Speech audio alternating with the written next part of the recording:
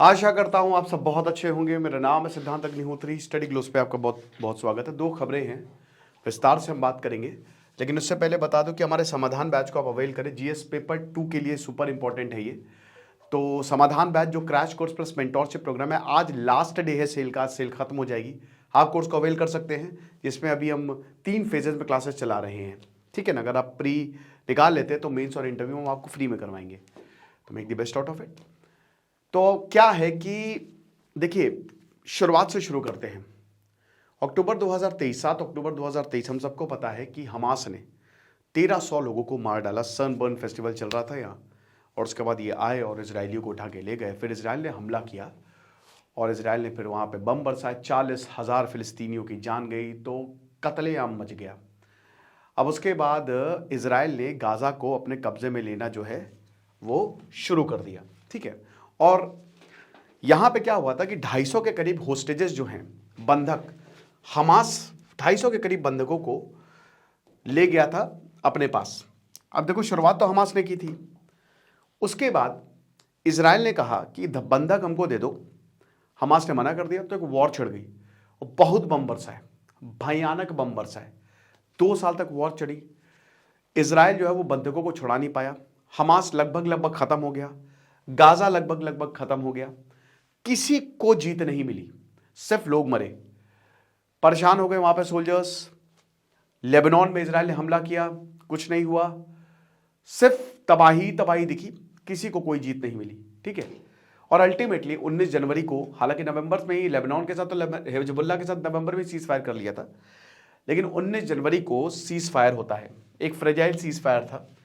ये है नेत्जारिम कॉरिडोर। ये 6 किलोमीटर का है। ये एक स्ट्रिप है, आप देख सकते हो।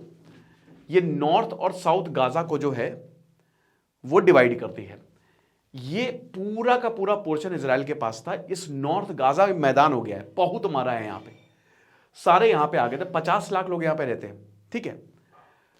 और तो अब क्या हुआ कि 19 जनवरी को सीज फायर हुआ और बोला कि हमास जो है हमको बचे हुए बंदी जो है होस्टेजेस देगा, और इजराइल भी दे देगा जिन फिलिस्तीनियों को पकड़ा है, क्योंकि ह्यूमैनिटेरियन क्राइसिस खड़ी हो गई थी एक। तो फिर यहाँ से ये फिलाडेल्फी कॉरिडोर है। ठीक है। ये 14 किलोमीटर का है। तो यहाँ से ट्रक्स वक्स आराम से चले जाएंगे, कोई दिक्कत नहीं है। तो जो भी खाने की सप्लाई, मेडिकल सप्लाई सब हो जाएगी, क्योंकि ये इस कॉरिडोर को भी, यहाँ पे इजिप्ट के ट्रक जो है यहाँ और यहाँ, इन दोनों जगह इजराइल की फोर्सेस थी, तो मूवमेंट था ही नहीं, बिल्कुल खत्म। यहाँ पे फंसे हुए थे। ठीक है।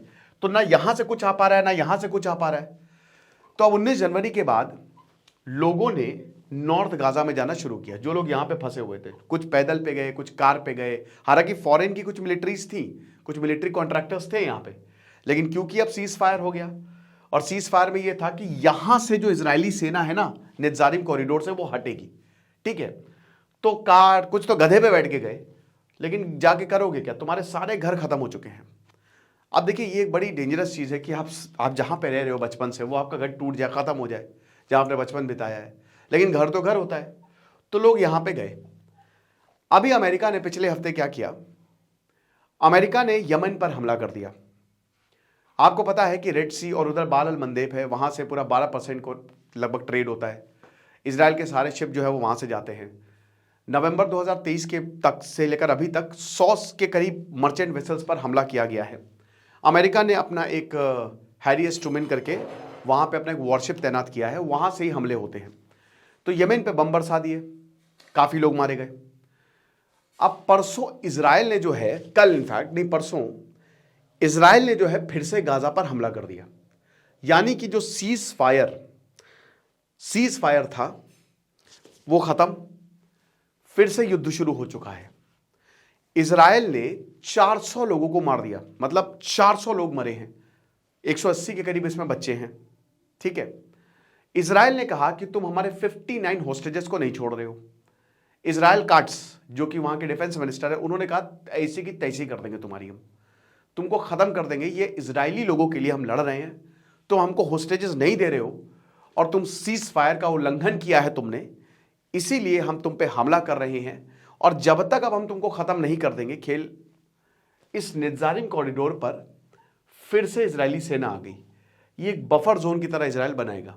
ये एक स्ट्रिप है, ठीक है, यहां पे फिर से यानी कि यहां से यहां मूवमेंट खत्म। तो एक तरीके से दोबारा से युद्ध जो है वो शुरू हो चुका है। इजराइल और हमास सीज फायर खत्म हो चुका है। और इस बार और खतरनाक क्यों है? क्योंकि डोनाल्ड ट्रंप ने यह वादा किया है कि अगर इजराइल को तुम कुछ भी बोलोगे तो all hell will break loose, हम इतना बम मारेंगे कि सारा इलाका धुआं धुआं हो जाएगा। सीधा सीधा डोनाल्ड ट्रंप ने धमकी दी कि ईरान को नहीं छोड़ेंगे। यमन पे डोनाल्ड ट्रंप ने बम बरसा दिए हैं। यमन ने कल बैलिस्टिक मिसाइल फायर कर दी, इजराइल के ऊपर बैलिस्टिक मिसाइल फायर की है। यमन में हूतीस का कब्जा है, हूतियों का कब्जा है, तो हूतियों ने बैलिस्टिक मिसाइल फायर कर दी इजराइल पर। इजराइल ने उसको इंटरसेप्ट कर लिया। 50-60 के करीब अभी तक बैलिस्टिक मिसाइल फायर कर चुके हैं।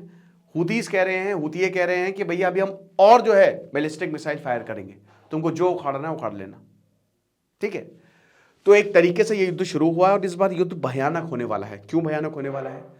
क्योंकि पिछली बार तो जो बाइडेन ने चलो थोड़ा बहुत रोक लिया था, लेकिन इस बार डोनाल्ड ट्रंप हैं और बेंजामिन नेतन्याहू। शुरुआत में तो बेंजामिन नेतन्याहू को गरियाया था डोनाल्ड ट्रंप, लेकिन अब दोनों सेम पेज पे हैं। उनको पता है गाजा पे तो वैसे ही उन्होंने AI के पिक्चर बना दी थी कि गाजा में मस्त रिजॉर्ट बनेंगे सब कुछ। तो भाई गाजा तो चाहता ही है डोनाल्ड ट्रंप, है ना, खूबसूरत है, यहां से पूरा समंदर का किनारा। तो एक तरीके से डोनाल्ड ट्रंप का सीधा यही कि ईरान को भी एक तीर से 4-5 निशाने हो जाएंगे। ईरान भी गया, हूती भी गए और इधर गाजा भी गया। इजराइल तो है ही है, तो इजराइल को उन्होंने खुला छोड़ दिया है कि जाओ जिसको मारना है मारो। तो अब जाहिर सी बात है कि यहाँ पे ग्राउंड पे सेना उतर गई है, ऑफेंसिव दोबारा से शुरू हो चुका है और यहाँ पे सेना जो है वो लग गई है। ये 2 की कॉरिडोर हैं जिन पे इजराइल अपनी पकड़ जाता है। यहाँ पे ये अगर पकड़ लिया, क्योंकि फिर गाजा आइसोलेट हो जाएगा, ठीक है, इजिप्ट मदद नहीं कर पाएगा और इधर तो ये वाला एरिया तो गाजा खाली इतने में आ जाएगा और धीमे धीमे ये और क्लोज करेंगे। तो जाहिर सी बात है यहां से एक पूरा स्विस कैनाल को हटा के, मेन तो यही है ना कि एक पूरा यहां से कॉरिडोर निकालेंगे या शायद यहां से कॉरिडोर निकालेंगे। ये मैंने कवर भी किया था। तो इससे सबको फायदा होगा, भारत को भी फायदा होगा एक तरीके से। तो ये सारी चीजें ट्रेड के लिए, पैसे के लिए हो रही हैं और इजराइल को पता है कि अमेरिका हमारे साथ है, कोई प्रॉब्लम नहीं है। यमन ने ऑलरेडी हमला कर दिया है। अभी जितने भी यमन, हिजबुल्ला, ये सब के सब मारे जाएंगे क्योंकि अमेरिका जो है इस बार अमेरिका ज़्यादा हिचकिचा नहीं रहा है। इजराइल हमेशा से चाहता है कि अमेरिका एक बार युद्ध में आ जाए। ईरान हमला करेगा, अभी आने वाले 1 महीने में देखिएगा खतरनाक लेवल की चीज़ें होने वाली हैं और पिछली बार से ज़्यादा खतरनाक चीज़ें होंगी। इसका सीधा सीधा असर भारत पे पड़ेगा। क्यों? पहले ही मार्केट डाउन है, लाखों करोड़ों रुपए स्वाहा हो चुके हैं। अब अगर युद्ध होता है तो और मार्केट नीचे चला जाएगा। बस अच्छी खबर यह है कि रशिया यूक्रेन वॉर फाइनली रुक गया है। पहले तो लगा था इजराइल हमास वॉर भी रुक गया, लेकिन सबको पता था टेम्परेरी सीज फायर है, बातचीत से कभी मामला हल नहीं होगा। कुछ मुद्दे ऐसे जो कभी भी बातचीत से नहीं सुलझाए, आप इस पे टेबल पे नहीं बैठ सकते। रशिया यूक्रेन का मामला सुलझ सकता है, लेकिन ये वाला मामला नहीं सुलटेगा। इसमें तो या इजराइल रह गया, बाकी देश रहेंगे। Let's be very honest and let's accept the reality. यही होने वाला है, ये इतिहास है, पिछले 2500 साल का इतिहास। तो यही है, या तो यहाँ पे यहूदी रहेंगे या फिर फिलिस्तीन रहेंगे, इन दोनों में से ही कोई एक रहेगा। और आप कितनी बार यहां पे बातचीत करके कोशिश कर ली, जो बातचीत करता उसको मार दिया जाता है, राइट। रशिया यूक्रेन वॉर रुकने के कगार पे है। हालांकि डोनाल्ड ट्रंप ने कहा क्या, मतलब 1 घंटे तक व्लादिमीर पुतिन ने वेट करवाया, बट जेलेंस्की से कल डोनाल्ड ट्रंप ने बोला कि इतना झगड़ने के बाद कि 1 घंटा बढ़िया हमारी बातचीत हुई है।